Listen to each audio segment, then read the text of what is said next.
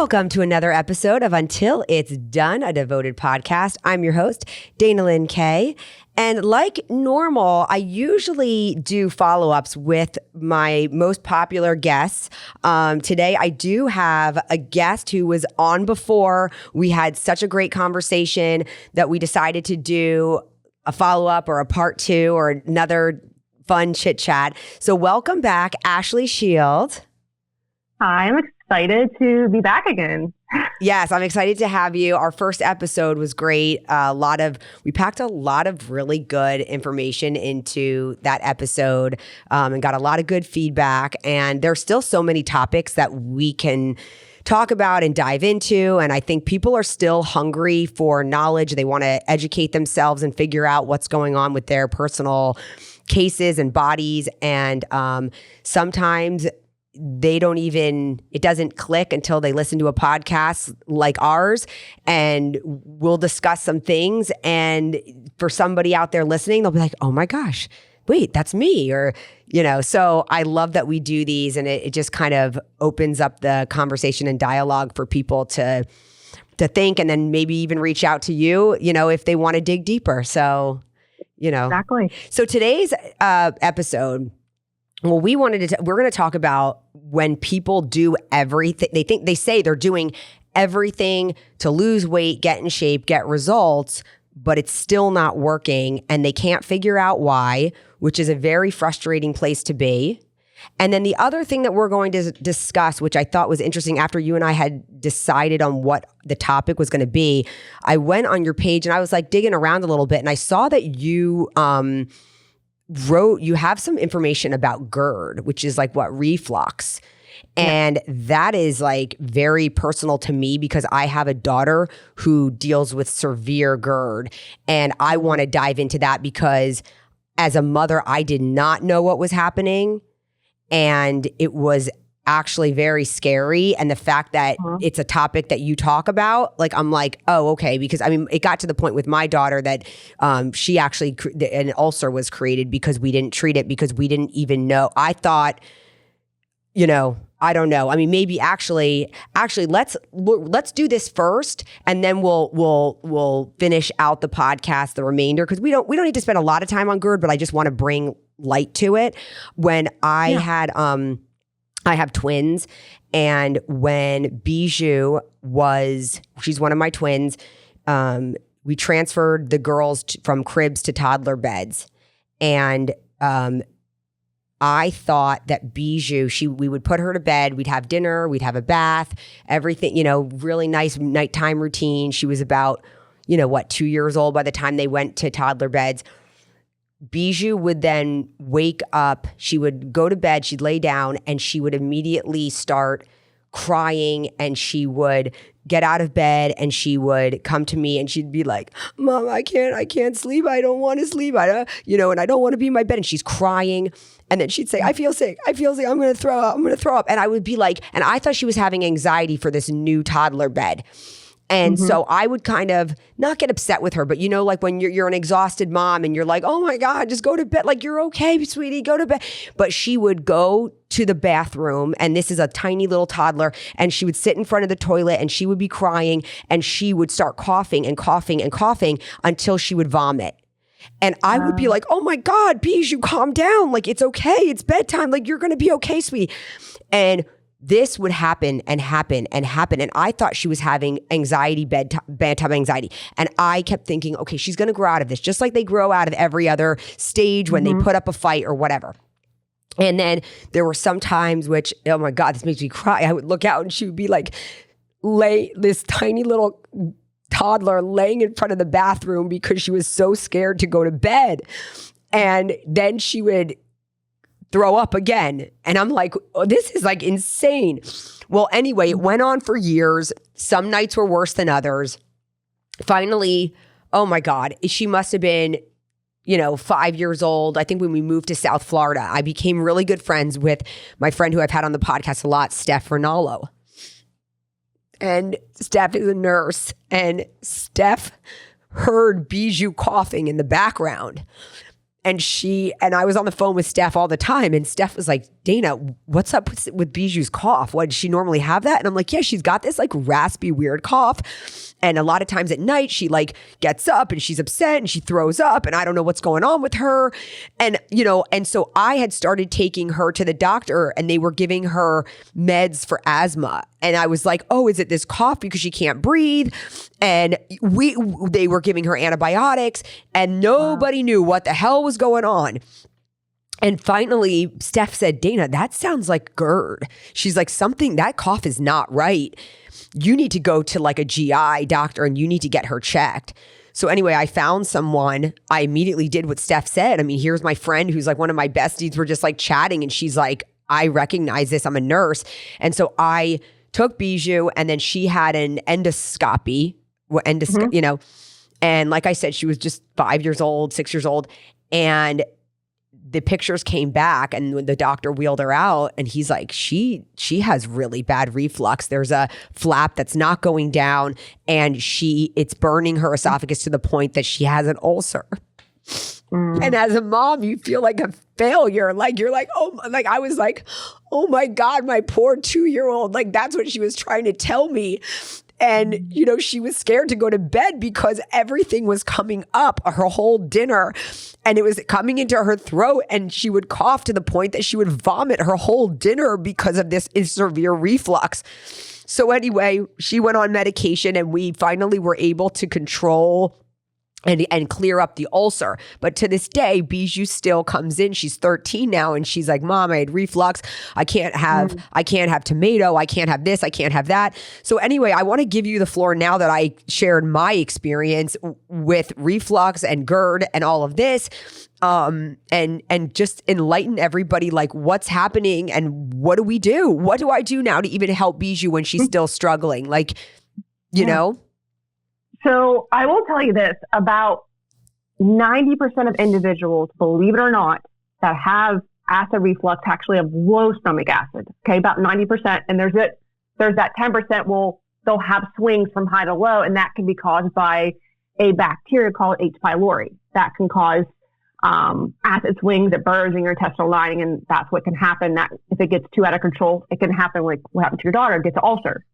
All right. But it may be to the point now she has low stomach acid. So what I mean by that is you're eating and what happens here is your food is sitting in your gut and you're not producing enough stomach acid to break it down, absorb it. So it ferments in there and then the foam comes back up, irritates your esophagus, and then your little flap can't close like it should because it's so irritated. So you get that constant irritation.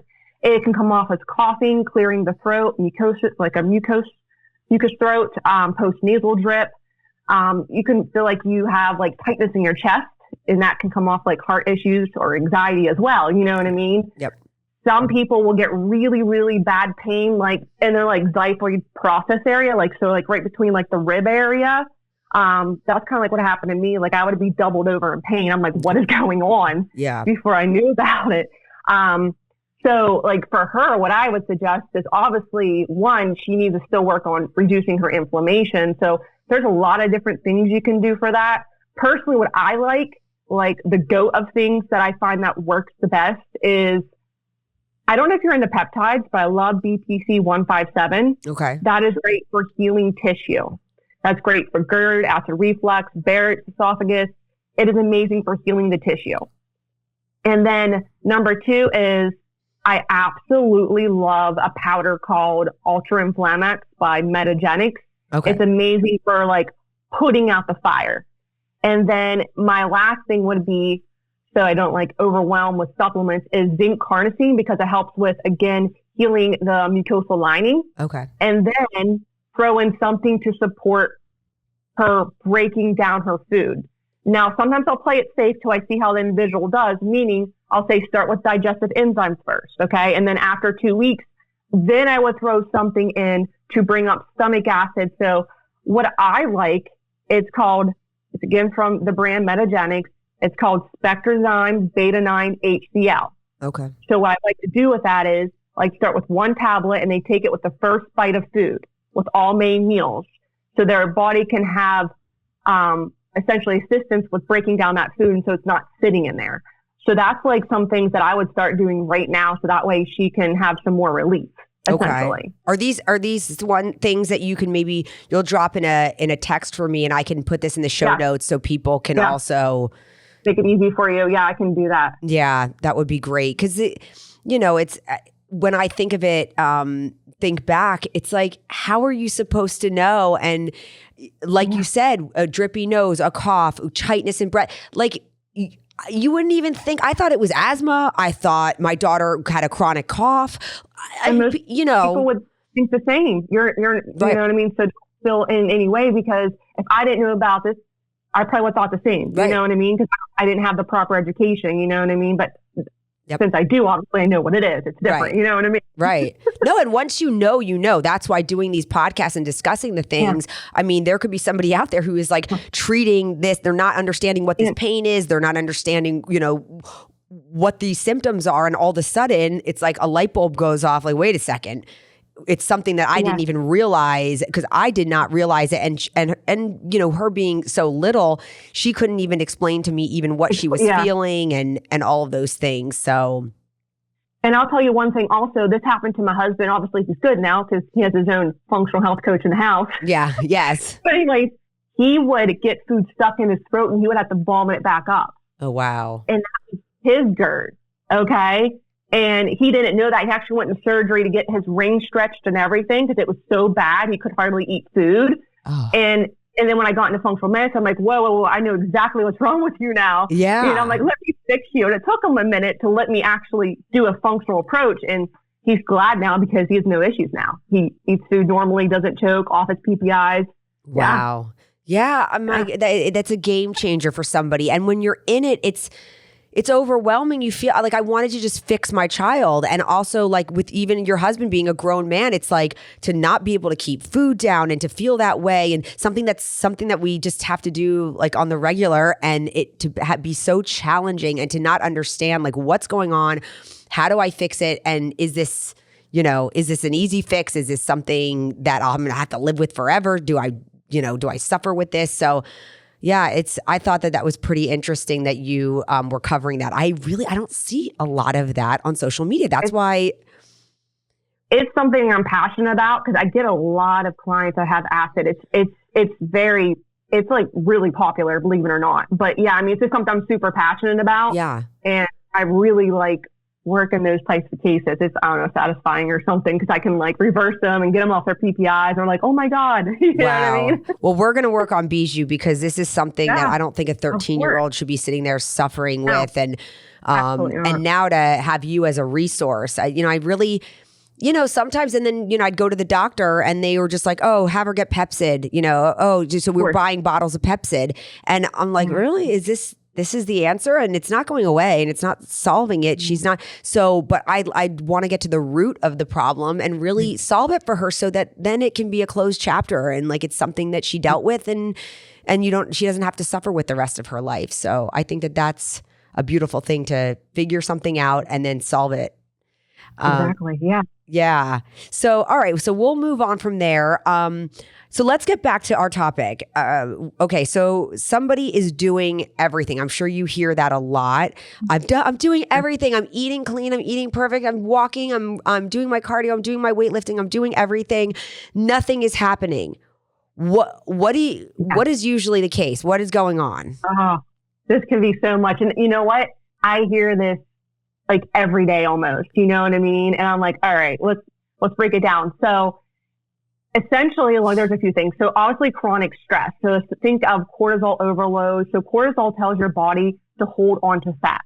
Okay. And then add in over exercising because some people feel like they have to exercise just to keep their weight off, right? Or they're under eating. So again, this puts your body into survival mode. And then what happens here, your metabolism slows down and then your thyroid downregulates. And then essentially your body will hold on to fat to protect itself. So it's really the downregulation of your metabolism. Now it just means it's taking you to be in a calorie deficit to lose. Your body now has minimized the deficit that or like the amount of energy that it needs. Yeah. So now you have to eat less in order to really make a change. Yeah, because your body's so smart, it will adapt. Right. Especially if you've been doing the same thing over and over. Yep. Which a lot of people do. Right. As you know. Right. Yes. You know? And then another thing is people don't think about hormonal imbalances, especially estrogen dominance. Yeah. And another big thing, as we talked about before, gut health issues like SIBO, which is small intestinal bacterial overgrowth. I'm sorry to say this, but parasites, poor nutrition, absorption, all that leads to weight gain. And then another big thing that I preach a lot is blood sugar balance. Your blood sugars are all over the place. Good luck burning fat, you know, and then, you know, sluggish detox pathways. So say if your lymph system isn't working like it should, you can retain more fluid, which that makes you think you're gaining weight, right? Your liver's not working like it should for detoxing out toxins and hormones as well. So I always tell people, besides adapting to what you're doing, it's also internal what's going on. And that's the missing component I feel people miss. Okay. Now, let's go back to some of these and break them down a little bit. So the estrogen dominance, is that happening as women are, I guess, because we're going to talk about a woman in estrogen dominance, that's happening as a woman is getting older and her hormones are naturally shifting and your hormone, like suddenly you have more estrogen than the other hormones. Yes.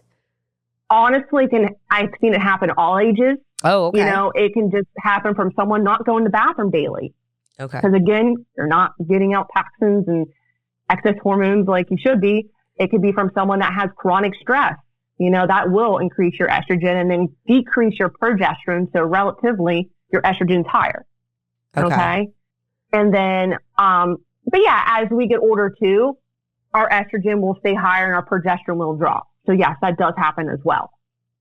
But there's many different cases how estrogen dominance can happen. It can even come from hormones, meaning say if someone produces a lot of testosterone, it can convert into estrogen. Okay. Again, if you're metabolizing it out of your body, like if your liver is slow or overburdened, that's another way of creating estrogen dominance. Okay. Okay. So one that I'd like to, because you hear a lot of things like, okay, chronic stress. I just said before we started the podcast and we were talking about how's your summer? And I was like, my summer has been stressful. And when I think about my life, I'm like, there aren't really times when I don't have some kind of stress, whether it's business stress, personal life stress from my kids, stress from this, stress from that, drama stress, like whatever, you know, stuff always pops up. So I live in a state of where like there's always something, you know, and yet when people say, well, you can't have stress, so then I try to like, even though I get fired up over things, I know that stress is not a great thing to keep having in your life. And sometimes it's hard to dodge for people because we'll speak, you know, whenever people say, oh, you know, you shouldn't have stress in your life. Well, what do you mean? Like I've got this and this and this, and I've got a 16-year-old who's driving me crazy, and I've got an ex-husband who's this, and I've got business problems and all these things. Like, what are you talking about? To combat the daily chronic stress, do we need to counter those things with the walking and the taking a bath? Okay. And like breath work, for me, it's something that I started doing myself and has changed is somatic therapy. Okay. It's really kind of like they do different types of exercises, really kind of dig deep, like where that anxiety may come and help you realize. But I do like breath work and I do like walking because it's calming. It kind of regulates your nervous system. So try to be proactive in those things, especially if you can't avoid the stress, right? It's hard now. It's really hard. So. Yes. And I find myself now, like I said, my days have been very stressful lately. And so I will go take a nice long walk. And when I'm on my walk, whether I'm listening to a podcast or a book on tape, or I'm just, you know, chatting with a friend, like I try to do like breathing, and I'm trying not to hold and tense and be angry, and like my head can get the best of me and get me all fired up.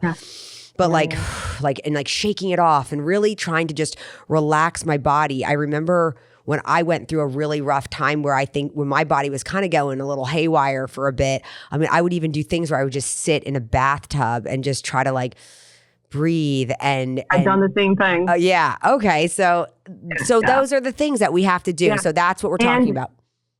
and I like cold therapy. I'll get my tub as cold as I can, and I'll sit in there for 2 minutes, and I'll do deep breathing exercises because it shocks my nervous system. Okay. And it helps calm it down. And I notice a huge difference when I get out. Like I feel more energized. My body feels less inflamed. So I will do that as well a few times a week. Okay. Wow. That's a lot of guts. I'm like the cold is so hard for me. Greg, I don't like it either, but I'm like every time I have a vision, like, okay, I'm going to try it again. And then it's like, I just touch my toe to the cold and I'm like, I don't know if I can do that. I love sauna. What do you think about sauna? I do like it. Some people I feel like can overdo it, can actually create swelling. Okay. Usually I tell people, try to stick to like no more than 3 days a week. Also make sure you're hydrating and doing your electrolytes, right? But I do like the sauna because you can help with like sweating out toxins. I have a home sauna thing too. I do utilize it and I do feel it is helpful. And then the overtraining, undertraining thing, or overtraining, under eating. A lot of people will say, well, the gym is my therapy, which I say that. Like sometimes I've got to get into the gym and I'm like, you know what? I just got to lift some heavy weights because I'll tell you what, sometimes I go into my garage. It's South Florida. It's hot in there, but just lifting some weights, like just doing the weights, doing the stuff. All of a sudden I'm done and I'm like, I don't even have the energy to be upset and stressed anymore. I'm just tired. But does one, like a session here and there, hurt you? Or are you talking about the overtraining where like if I was doing that every single day, just beating myself up? Every single day, but it also depends on how stressed is your body. Like how big of a stress bucket do you have? Because if you're a hot mess with hormonal imbalances, gut imbalances, like you doing that's just going to dig you more into the ground, you know, more in the hole of things. So if you've been doing that for a while, I would say just change things up, back down a little bit. And if you feel like, yes, that is your therapy, why don't you just walk on those days or do yoga, something more like parasympathetic? Okay. That way you're still moving your body. Do you see what I'm saying? I'm not saying don't do anything, just take it down a notch. Yes. Just give your body a break. Deload. Right. And how do you know that gut issues are your problem with weight loss? Like the gut imbalance thing, because I even know I know we spoke about this on another episode, but to connect the I'm having trouble losing weight, do I have gut issues? How does somebody recognize that? So there's many different things. Obviously, irregular bowel movements, constipation or diarrhea, bloating, especially after eating, or you look like you're pregnant by the end of the evening. Even, believe it or not, GERD, acid reflux can be all connected to that as well. Say that you've done blood work and your hormones are all wackadoodle. That's usually a sign that your gut's off because your gut does control your hormones as well. You process estrogen through your gut. Or say like just weird things like you're anemic or low in iron. That means that you're not absorbing your nutrients. So that's a gut problem. Okay. What about a lot of gas? Like because I told this story the last time where I used to live with the bloating and the gas, and it was like the most awful stinky gas. It was like egg rotten stinky. That's bacterial overgrowth, and that's your food fermenting. That's food sensitivities. Oh my gosh, yeah, I had that really bad too when I had SIBO. It was like nasty. I'm like, I was so embarrassed. Well, yeah. So it was, and it turned out I didn't have SIBO. We did all the chat. I did that, but I did have a bacteria overgrowth, and it was handled. And let me tell you, I have my stomach is flat and tight all day, every day. Awesome. I have zero gas. When I say zero, I mean, I'm I'll even say to Greg, isn't it crazy? I don't ever pass gas. And he'll be like, yeah, it's like when we first met, you were a mess. And now I'm like, nothing gives me gas. Yeah. I hardly get gas anymore either. It's amazing once your gut is fixed. You're like, wow, what is this? Right? And then you're like, this is a different life, because I'd always be mentally preparing myself oh God, I'm about to eat a salad and I'm out with people and oh my God, I know it's going to give me gas. Now, I mean, it doesn't matter. And we used to always try to troubleshoot. I'm like, oh, is it too many vegetables? Is it too much protein? Is it this? Is it that? Turns out I'm eating the same that I always did. And I have no gas because I solved. So handling the bacteria overgrowth, where does somebody begin with that? I mean, I'm sure you have to work with somebody or get guidance. Yeah, honestly, just me being honest, you have to work with someone because it's such an individualized process and it's so particular to walk someone through, I call it a gut protocol. Yeah. And everybody's so different. Some people it can take 8 weeks, believe it or not, that's quick. Yeah. And some people can take long as 24 weeks. Right. It just depends how severe you are and how many symptoms you have. Yeah. Yeah. And it's, I can't remember what mine took, but I remember I was taking something to kill the bacteria and doing a protocol.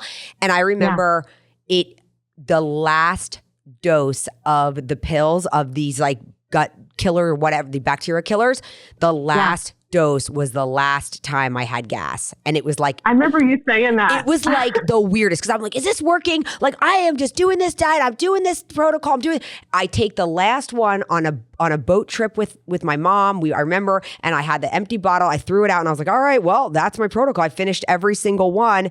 And it was like that last dose was the final and I never had gas again. And I was like, weird. Like, and that's the thing, like a lot of people will put down, I know that like with functional medicine and all the things, like there's a lot of controversy, but like that's one thing that I'm like, look, I did it. Like I was somebody who looked pregnant, bloated, and had gas that could like kill like a small army. And yet now I did the protocol and I can honestly say, I think it's been like 4 or 5 years and I still don't have gas and my gut and everything's amazing. So like it does work. And that's why it's like, I know there are coaches and people out there that it's like, they'll put it down or they'll say, no, it's just because you're not eating right or you're doing whatever. But it's like, no, I've been eating right. Like I've been eating right. Yeah. I'm eating the same way. Same way. I was the same way. Like, I don't understand. I'm eating healthy. I watched all my, like, I try to eat much whole foods, drink my water. I'm like, something's just not right here. You know what I mean? So that's how I got into all that, just because of my own issues. Yep. But yeah, I mean, it's so common anymore. I see it so often. Yeah. I got imbalance with my clients, unfortunately, and it's crazy because I don't even know. It's like, I can't even pinpoint what did I do that threw off my gut, what that threw it off, because I've had a very healthy lifestyle and I'm not too sure what threw it off, but along the way something happened, but once it happens, it's not like it's going to magically fix itself. I mean, unfortunately, it was for years that I suffered with this bloating and the gas and the discomfort. Yeah. I mean, you can do things to help with inflammation, but that's not going to be what heals you. You have to get to the actual root, like break down like biofilms is like plaque in your gut. And then you got to rebalance out the bacteria and then heal and seal your gut lining. Like there's like a whole thing to it. And I don't think people really understand the whole process, right? To do it correctly. So, and like just simple thing as chronic stress because that can weaken your mucosal lining.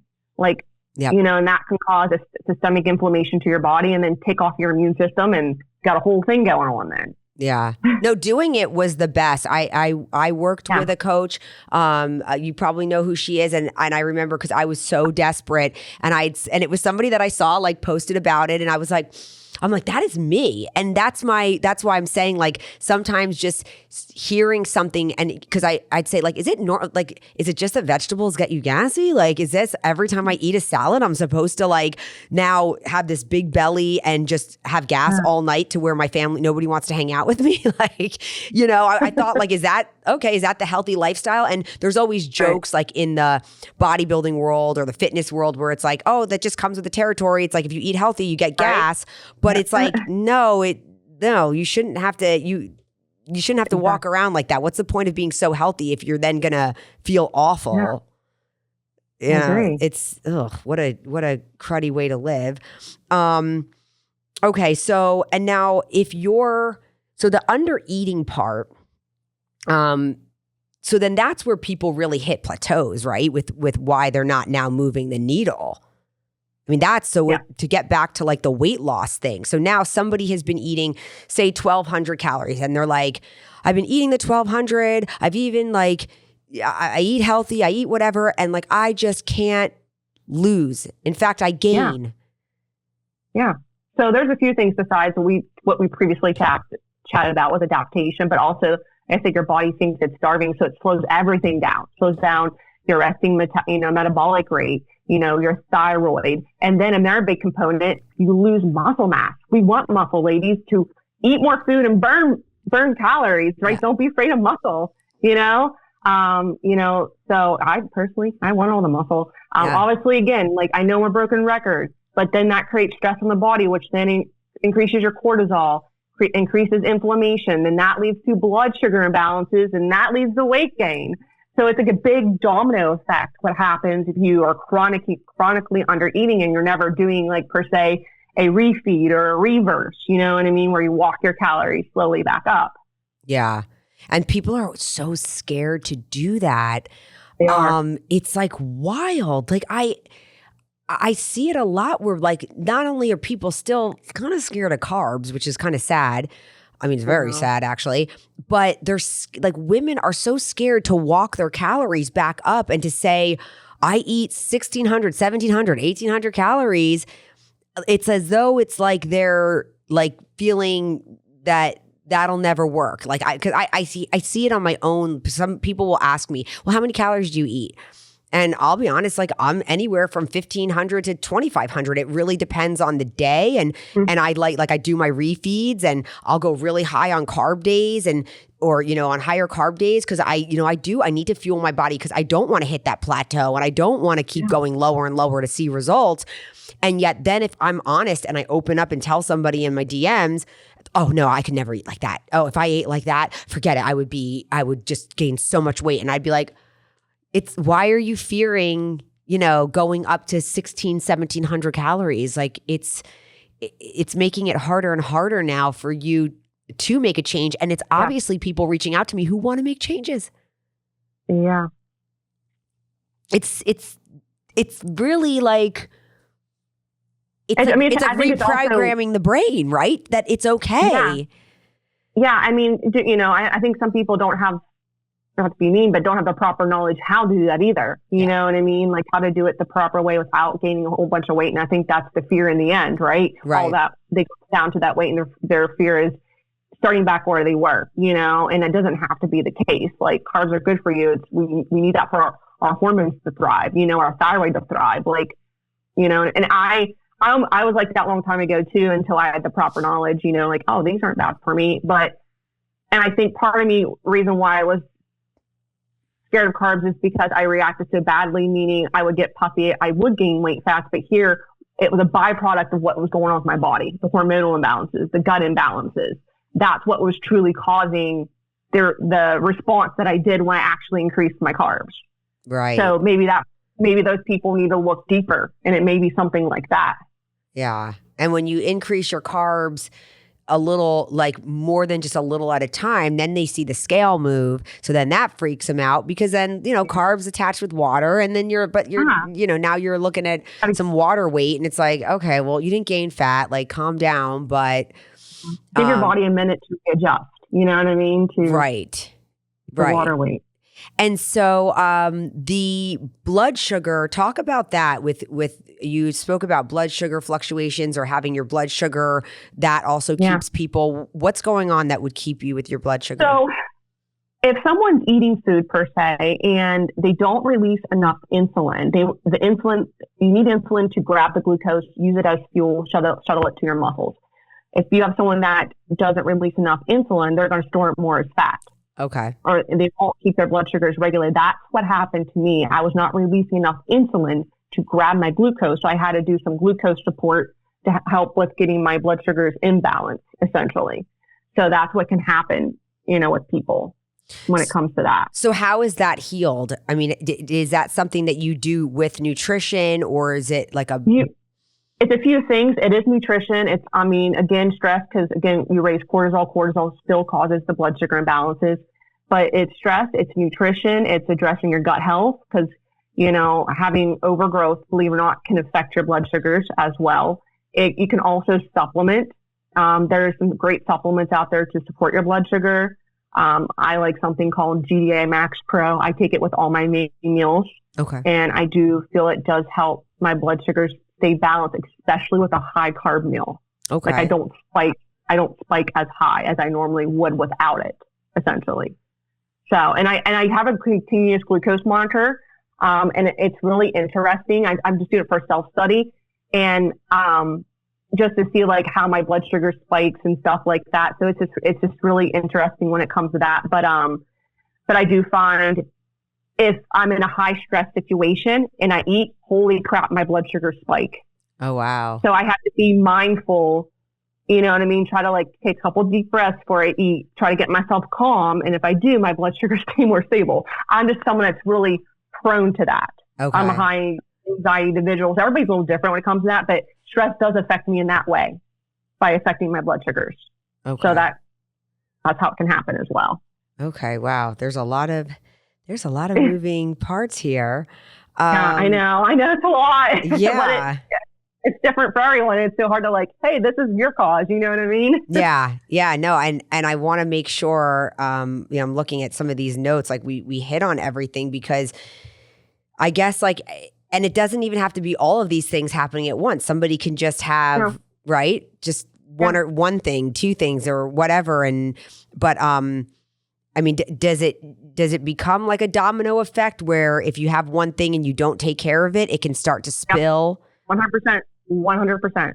Yeah. If you might think this one thing, you're like, oh, I'll just deal with it. And all of a sudden another thing pops up and they're like, you know, you're not feeling so great and you keep ignoring it. And then another thing happens because your body's trying to tell you like, hey, listen to me, something's not right.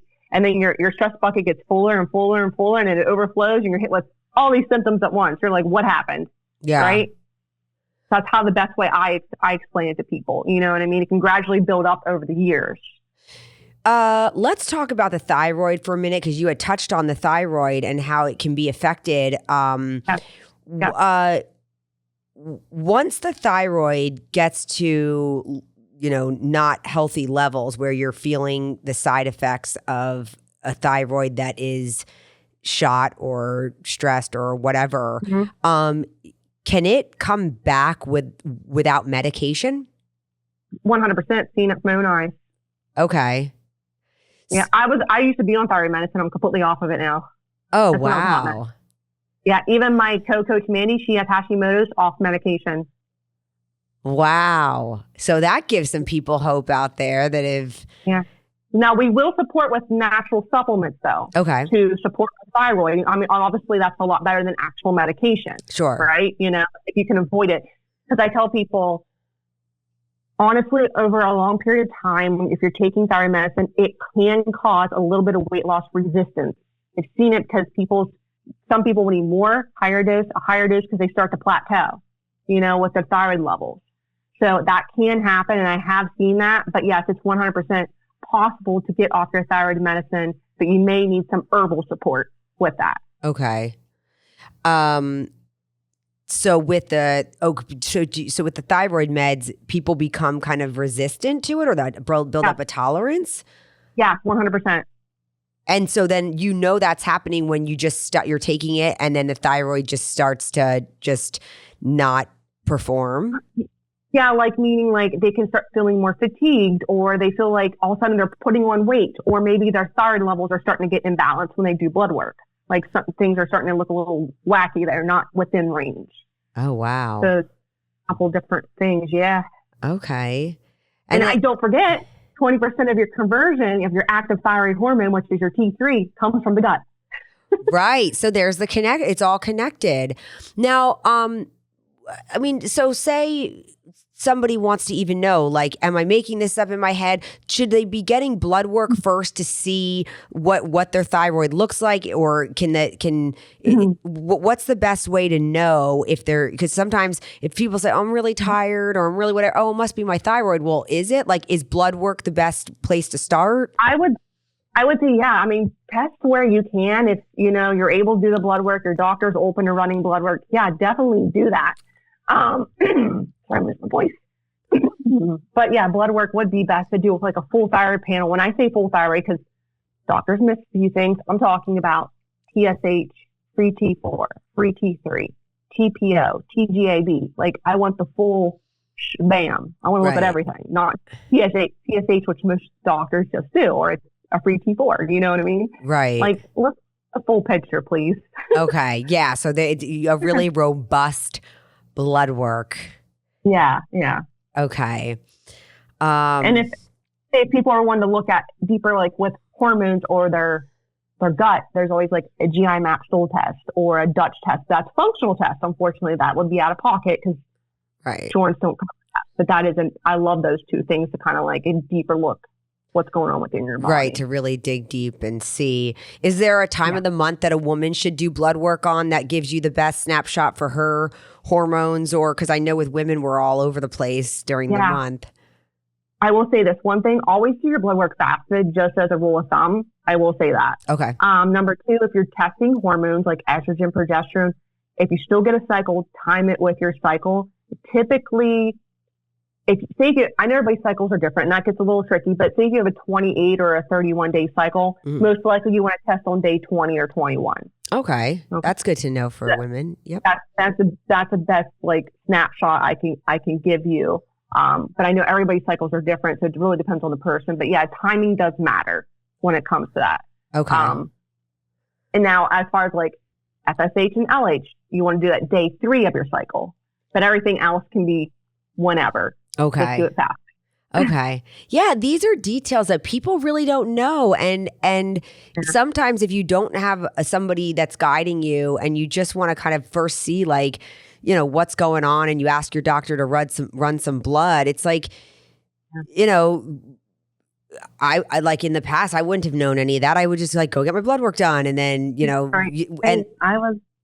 Right? And then it's like, you don't know, it does have to be on a day of your cycle. I mean, our hormones change all throughout the month for women. It's not just like it's the same every single day and we're just looking at the same number. I mean, we have a whole cycle to go through. So collecting that type of data is important. And then I guess also like I like it that if I'm doing blood work and I'm using that as my marker, then make sure every time I test it's around the same days. So then you're like, oh, I'm not comparing day 5 to day 22. Yeah. It's like what? Like exactly. Yeah. You want to keep it consistent. Right. That helps. It's better to get a gauge of, you know, what exactly is the pattern and, you know, what's going on. So, and another thing is that people don't know. You actually should not work out at least a day beforehand because that can steal results, especially your liver enzymes. So people should avoid working out 24 to 36 hours prior to getting blood work. And then what about taking supplements? Like say somebody is, you know, doing some, whether it's women doing some hormone replacement or if it's, you know, any type of supplements, should you stop before you do blood work to show the true reading? I normally don't because like I want to be on that supplement, so I want to see how it's working with my body. You see what I'm saying? Yes. Like if you're supplementing with your thyroid, like a simple supplement, I'll just say don't take it that morning. Okay. You know what I mean? That's something I'll say, but I want to see how it's working with your body. That way, do we need to adjust that dose? You know what I mean? So that's how I go about it. Because I also take a natural support for my progesterone. It's called Progon B, and it's been amazing. And I won't stop it because I want to see, okay, how is it doing?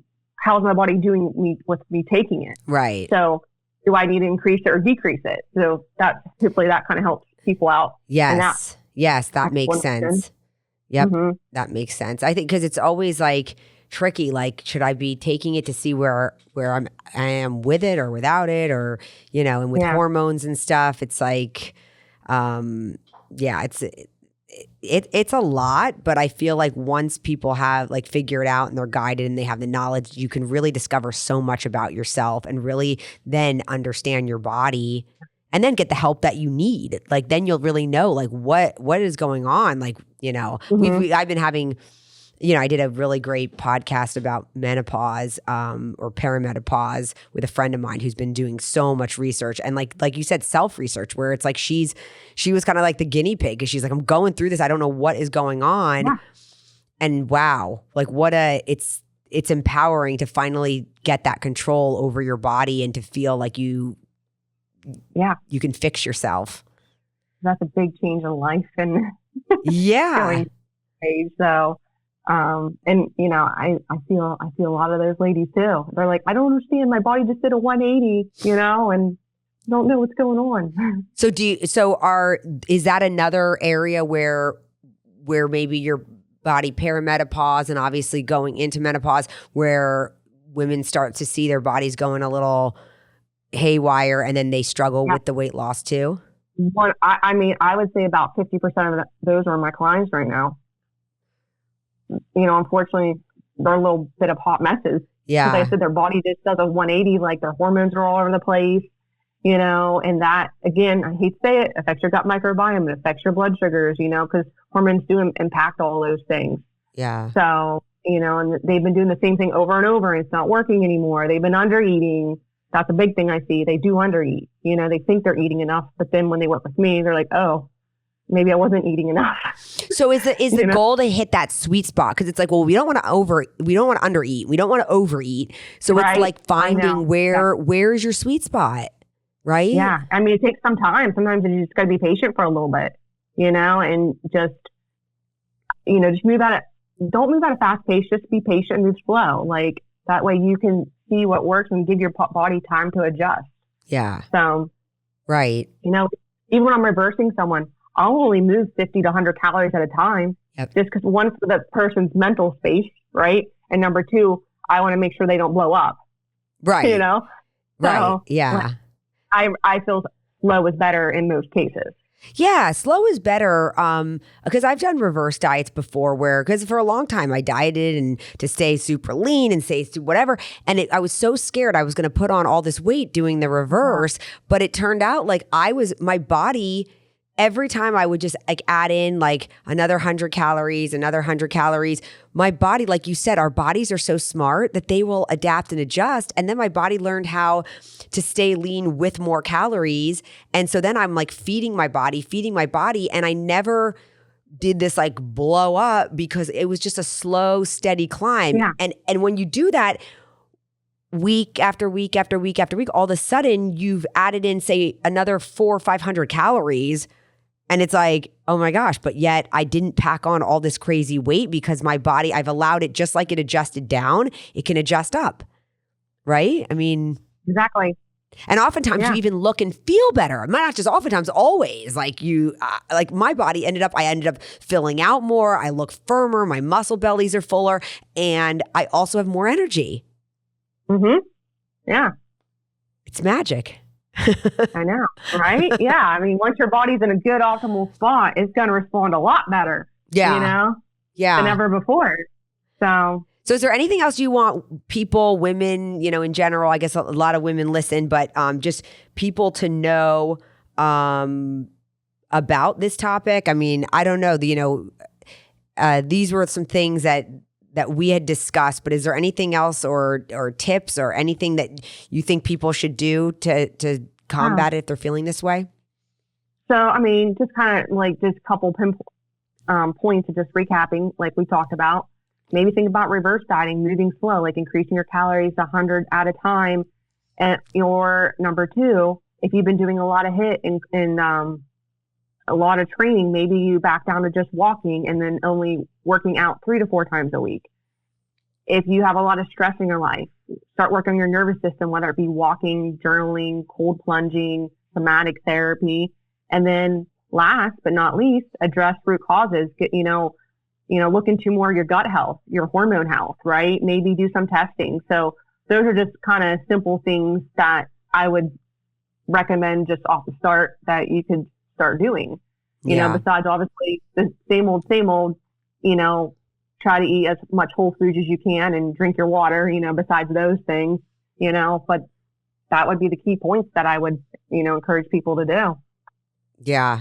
It's the basics. It's the easy things that people overcomplicate. I feel like everything you just listed, I'm like, sounds like a good time. Like it's not, I love going for walks. I love just like, enjoying downtime and relaxing. And I know it's not easy for everybody, but those are the things that will help your body kind of settle back down a little bit. And it's hard for a lot of us because everybody's life is such a hustle and busy and high pace, working multiple jobs. Like, I do get it, but at the same time, like, do you want to go life feeling like crap? Right. And it's the simple things like just finally sitting and just putting your feet up and relaxing. Like if you're really, really like walking's great and everything, but every now and then I'm like, you know what? I think I just need to sit down and put my feet up. That's okay. Listen to your body. I know that's very hard to do. It's hard for me to listen, but now I do. And it works for me, it's not against me, you know what I'm saying, So plus I love the ordering. So I watch my readiness score and my HRV. So I know if like things are getting low, I'm like, okay, I need to listen to my body and I need to rest and not do nothing. Right. Yeah. But yeah, it's learning your body and listening and really like slowing down and taking the time to like feel where you're at and what you need and learn yourself. I think that that's what happens in a lot of people's lives when things kind of start going out of control and they don't even know what's going on or they feel like they're just like out of this crazy, they're like in this crazy rut that they just can't snap out of. It's like just because they're trying everything at once, like, or they're going hard. And it's like, sometimes if you just pull back and just take a minute and like really assess what you're doing is when clarity comes, where you can just finally like, I think I'm just pushing too hard actually. But sometimes it's hard for a lot of people to admit that because you think go hard, go home. It is, because I remember I used to be like that, you know, and the moment that I was told I need to slow down, that was very hard for me. I did it, but it was very hard. But I've seen the benefits after I did that for a few months. I noticed like changes. My body wasn't as puffy. I wasn't as sore. Yep. I recovered faster, those type of things. You know what? And I'm going to say that. So I used to, when I would overtrain and go hard, because that was my mentality for a long time, I would get a lot of water weight and swelling in my legs all the time. And I looked very full. And I'd be like, I don't understand. I'm doing cardio. I'm weight training. I'm doing this. I'm dieting. And like my legs are like just full and they're heavy and I'm retaining water. So finally, when I also decided, okay, you know what? I think I'm doing too much. My body's actually overtrained, inflamed. And I finally just sat down. And I'm not talking about one day off. I'm talking about where there will be times where I would do like a full week of just letting my body finally flush the inflammation, heal, relax. And I know we say this all the time, but it's like trusting the process. And all of a sudden, my body starts like flushing this water, flushing the inflammation. My legs start to get smaller and tighten up again. My muscles are healing. Everything just looks and feels better. And I'm like, wow, so maybe not running myself into the ground is the answer. Maybe it is sitting down and just chilling for a minute and letting my body just like heal and rest. And then and it's really a beautiful thing, but you really have to trust the process. You really have to like come to terms that you don't always have to go full throttle. 100%. Yeah. Yeah. It's something. And you know what? All of you listening out there, I bet you're shaking your head and you're like, yeah, I needed to hear this. I needed to hear this because seriously, I'll get DMs on my thing. I do 20,000 steps a day and I won't sit down and I'm always just and every single day. And that's my goal. And I'm like, okay, well, that's a lot. You know, you don't have to do it every day. And people will see me doing my cardio and whatever, but I'm like, look, I don't go hard every day. Like I have my days that I do it. And then I have my days that I just take a long walk, or I have my days that I just do some yoga or something. I don't go hard every day. And that's what I want people to hear and understand, that that's just not necessary for great results. Exactly. 100%. Yeah. So, all right. Well, and it sounds like you had to go through the same journey that I did, and we're both sitting here like on 100%. The other side. Yeah, finally on the other side. Oh my gosh. It wasn't easy, but it was well worth it because where I'm at now, you know what I mean? Yep. So I feel like I have my body back and I'm in my body. Like before I was like, who is this? Who is, you know, I felt like I was in someone else's body, you know, I don't know if you kind of felt like that at all, but. And you want to scream from the rooftops, like helping other people to say like, look, just trust the process, do it. And you also will get to the other side and tell that same story. But like, we're sitting here like advocates of this, like, okay, just give it a shot. Just trust the process, do it, because it is going against what for a long time society was telling us, you know? I mean, especially with social media and everybody learning about fitness and getting in shape. And it was like, oh, I'm up at 5 a.m. and I'm going and I'm grinding and I'm doing this every day. And oh, we'll sleep when we're dead. And it's like, okay, like that whole thing ended up backfiring on a lot of people. Yeah. Most people who did that, you know, including us. So it's like, okay, so we're here to tell about it. So if you're listening right now and you hear this, try to trust the process and just do even some experiments with yourself where you say, you know what, it's the weekend. And if you knew you went hard all week, maybe say, I'm going to take Friday night to Monday morning, just to chill and just see how you feel after taking, right? Don't you think that that's like a good place to start? I think that's great. Yeah. Yeah. Just make one baby step so it's not overwhelming and start from there and just see how you feel after that change. Right. You know?